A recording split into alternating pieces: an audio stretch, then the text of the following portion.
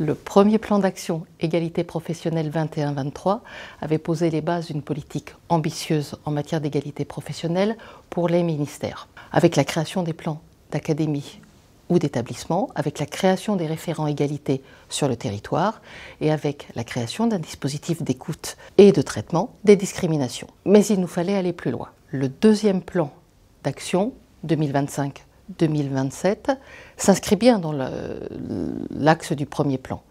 Mais pour autant, il répond à un objectif concret, mettant en place des actions concrètes et un certain nombre d'indicateurs d'évaluation. Ce plan comporte moins d'actions et se veut beaucoup plus opérationnel. Ce plan apporte des innovations importantes. Le plan de formation ministériel a été renforcé, les dispositifs d'accompagnement des carrières ont été diversifiés et le plan comporte un volet santé des femmes au travail. L'objectif de ce plan est d'offrir un accompagnement diversifié aux femmes qui veulent faire évoluer leur carrière. Et en ce sens, l'accent a particulièrement été mis sur des dispositifs tels que le marrainage, le mentorat ou le coaching. Nous voulons également mieux articuler vie professionnelle, vie personnelle et vie familiale.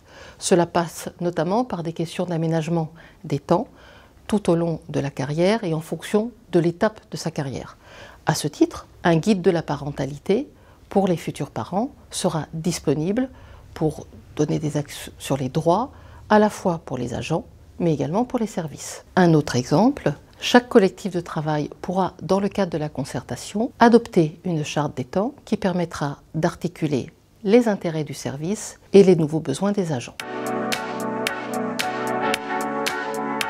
Ces mesures s'inscrivent notamment dans la prise en compte de la pénibilité du travail des femmes, de la préservation de la santé et de la prévention des risques professionnels. Le sujet de la santé au travail est nouveau dans ce plan et il est essentiel.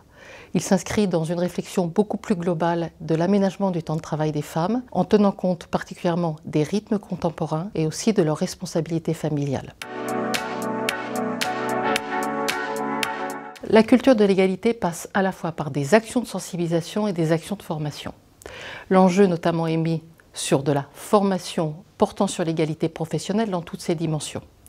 Il s'agit pour chaque agent d'avoir accès, quelles que soient ses missions, soit à de la formation continue en la matière, soit en cadre d'une formation d'adaptation à l'emploi, soit dans le cadre d'une formation initiale. En se formant, en suivant des actions de sensibilisation, en signalant des situations problématiques, chacune et chacun participe à cette promotion de la politique d'égalité au sein des ministères. Chacune et chacun se trouve engagé. Ce plan de formation est décliné sur 3 ans et il a vocation à s'inspirer des plans nationaux de formation, des plans de formation académique et des plans de formation de l'administration centrale. Une communication régulière sera faite sur les avancées de nos ministères en matière d'égalité.